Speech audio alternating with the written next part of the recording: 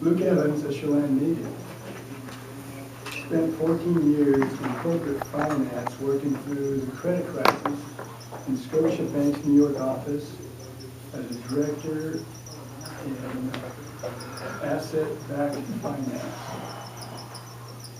Luke returned to NCW in 2016 and recently joined the board of Young Adult Consumer Education Trust, a Wenatchee nonprofit focused on youth financial education.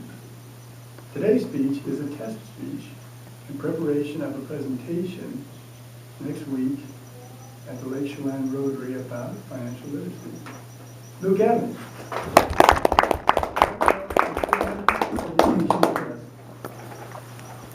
Mr. Toastmaster. Well, I hope you'll be able to read the slides that I have on this TV. I'm actually going to have a projector next week, which will make it a little easier, but you're stuck with this now, even though Mary did offer her projector to me, very kind of her to do that. I presented to the Chelan Rotary Club in 1992. I was 19 years old and I was just back from a Rotary Youth Exchange. For a year I was in Turkey, thanks to Rotary. And they wanted to hear about my experience, and I had all these pictures. So the focus of my presentation is going to be just going through the photos, right, and talking about them. So I got there and set up, and like 2 minutes before the presentation, I realized the projector bulb was burnt out. So instead of seeing all these pictures, they just got a blank screen and a 20-minute frequently answered, Q&A session. So there was, I actually prepared a speech for this one. I'm going to go back in there armed this time. After the Rotary Exchange, I ended up going to college. I got a computer science degree, and then ended up in corporate finance, as Eric said, and lived in New York and then Vancouver, BC, working for a Canadian bank. Doreen's probably more aware of Scotiabank than the rest of us here. I had heard that name for a long time. I came back in 2016 to Chelan, and about a year and a half ago, my stepfather, Bob Parlett, asked me to take his place on the board of Young Adult Consumer Education Trust, which I'm going to refer to as YASET. Otherwise, it would add 5 minutes to the presentation if I kept calling by the full name. YASET was started in 1999 when Bob Parlett and another Wenatchee attorney settled a lawsuit with Sears and Roebuck. Sears had been inappropriately charging interest rate on their customer card customers that was higher than agreed upon rate. And Bob flew out to Chicago, the Sears Tower, to settle the suit. And on a plane, he was reading an article. I think it was in USA Today, one of those papers you find for free when you're traveling. It was an article about two Oklahoma college students, Mitzi Poole and Sean Moyer, who both took out credit cards when they enrolled at college in Oklahoma. And they both worked minimum wage jobs while they were going to school, but they did not have experience with the credit card and weren't prepared for that responsibility. They quickly racked up several $1,000s in debt, and after a period of time maxed out their credit. Both of them, these are two separate cases that happened around the same time in Oklahoma, actually at different schools though. They were just covered in the same article. And Mitzi and Sean both spoke with their parents about their situation, but they were quite distressed and unfortunately couldn't see a path forward. And both of them took their own lives because of a small amount of credit card debt, which seemed insurmountable. Bob was really struck by that article on the way out to this settlement, as well as the fact that young adults in this age face financial opportunities and responsibilities that can have great consequences if they're not paired with some financial education. So he took the article into the settlement, and Sears said, hey, let's set something up. They ended up funding this small nonprofit, Young Adult Consumer Education Trust, and that's where it came about in 1999, inspired by Sean Moyer and Mitzi Poole. The mission statement for YASIT is to promote and foster wise spending habits, financial discipline, and fiscal knowledge in young adults. Fast forward from YASIT's origin back in 1999, financial education is as big of an issue today as it was back then. We are in an age where debt seems to be the new normal. Living beyond one's means seems to be the new normal, and that is the case nationally as well as at the consumer level. Nationally, we have public debt now, U.S. debt of $22 trillion. That's quadrupled since 1999. Now, during that time, we've had 2 wars and a financial crisis, which we funded with public debt. But here we are, almost 10 years to the month, next month, in 10 years of financial expansion, and we're still running trillion-dollar deficits every year. It doesn't seem to matter which political party is in office. It feels like a new normal. At the consumer level, we have more consumer debt now than ever before, more than before the financial crisis. And this is not only home loans, home equity loans, it's credit cards, student loans, auto loans. It doesn't seem to be enough, though. You might have seen this quote from the Federal Reserve Board. It hit a lot of the major newspapers last year that 40% of Americans could not come up with $400 to cover an unexpected expense without borrowing or selling something. That's a lot of financial stress that's going on. A lot of Americans are experiencing. Financial concerns are cited as the first or second source of stress in American Psychological Association's annual survey of the major stressors in America. The costs to the individual as well as society are significant. For individuals experiencing financial stress will miss 2 times as much work, almost twice as much work. They are less productive while at work, they're distracted, and they're more likely to miss routine health checkups because they're concerned about cost, which can have implications down the road, more expensive healthcare outcomes as a result. At a bigger level, well, I should say that the implications also for family units, it's often cited that money concerns are a big source of marital stress. So it does erode the resiliency of marriages and families.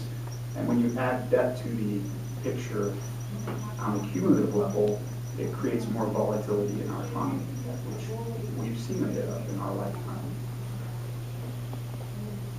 Those are some of the macro level conditions and consequences that show a continued need for financial education.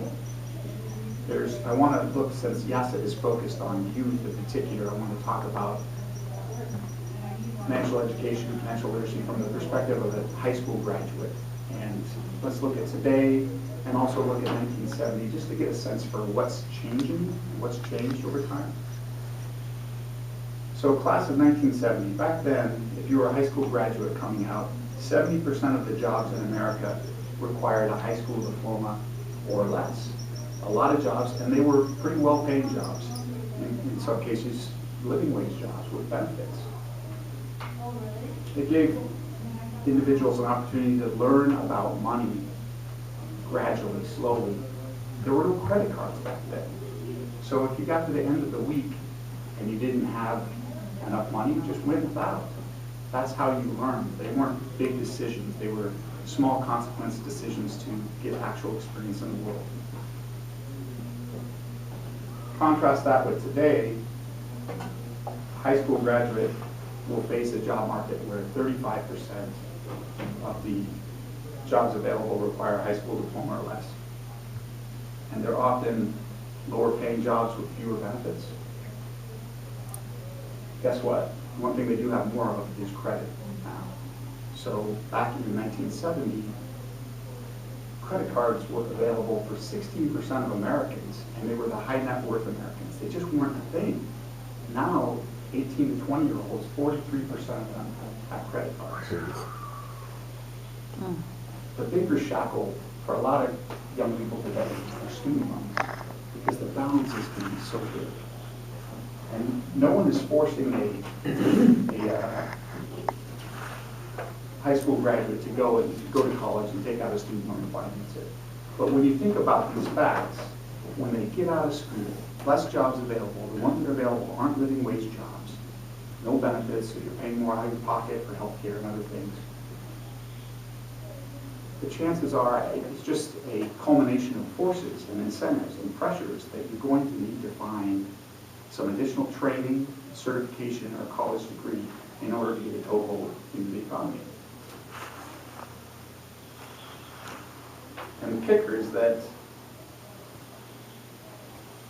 the cost of college, which may not show up well on this chart, has gone up so much since 1980. So on the left side of this chart here is 1980, on the right side is 2016.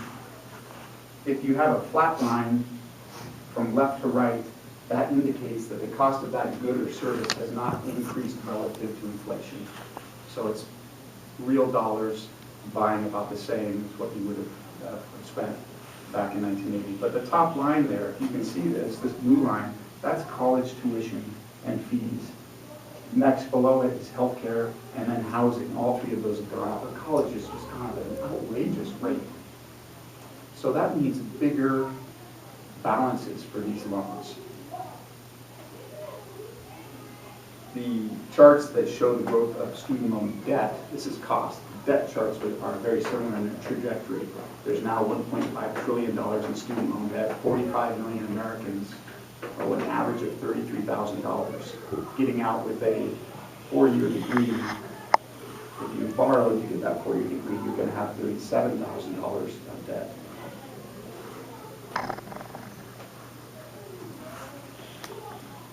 There, 11% of the loans are also more than 90 days past due, so that financial stress we're talking about, a lot of it is hitting in this demographic also. I did mention, college isn't the only option right out of high school. There are more affordable ways to get the training that you need to get a toehold in this economy. There's trade schools. People talk about this all the time. You might hear electricians, plumbers, you can make a living wage that way. Coding boot camps, if you happen to be so inclined to have a technical mind, you can get a very intense education in how to program apps for mobile phones, mobile devices, and nursing programs to help serve this silver tsunami of baby boomers that is aging and needs care. WVC has nursing programs that don't pretty cost effective given the kind of credentials you get and what you can do with it. The main point here though is that given the fewer viable job options and the increased cost of college and increased access to credit, high school graduates today face bigger financial decisions earlier in their lives than high school graduates of 1970, early eras.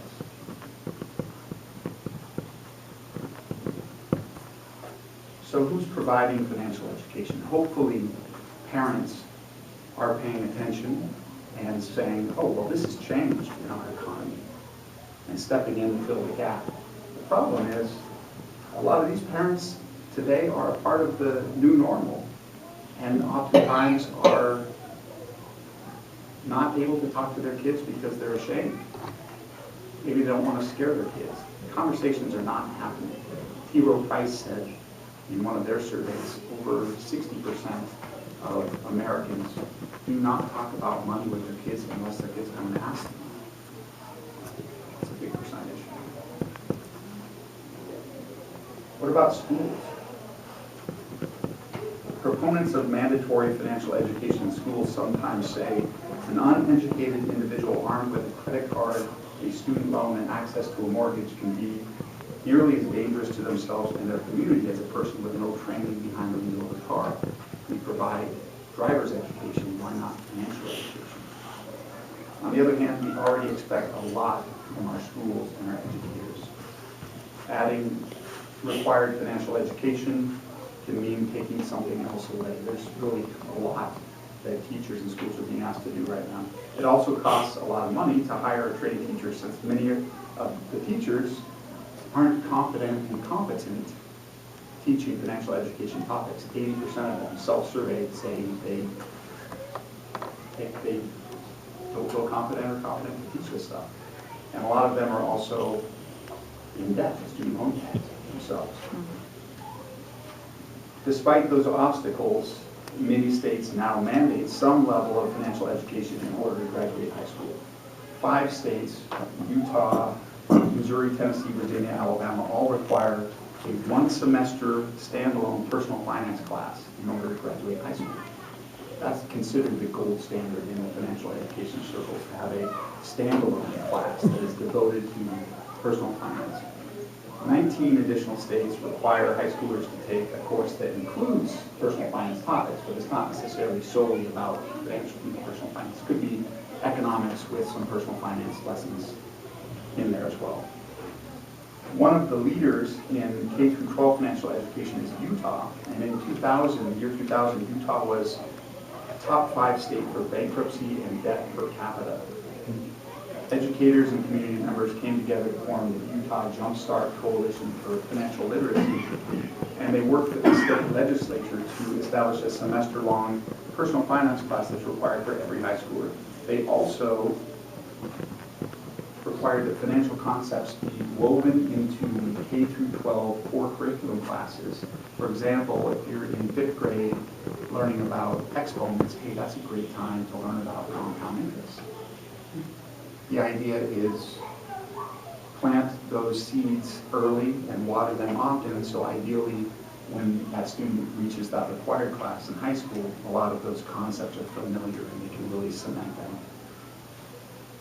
It's also important to start young because, I forgot to click this, I got so excited.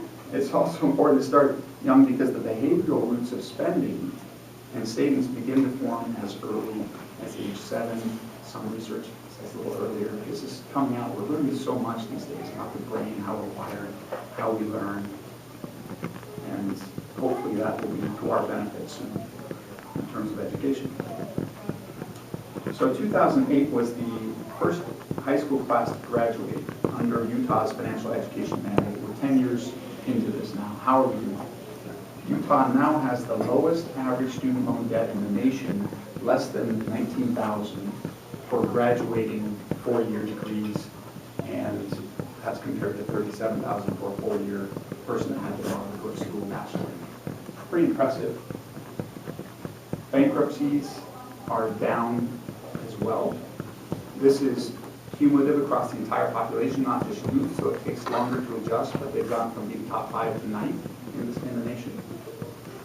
Some additional research came out in 2014, backed by the Federal Reserve Board, showing that states that mandate financial education have higher credit scores and lower delinquency rates in the 18 to 21-year-old cohort relative to states with similar demographics but no mandate.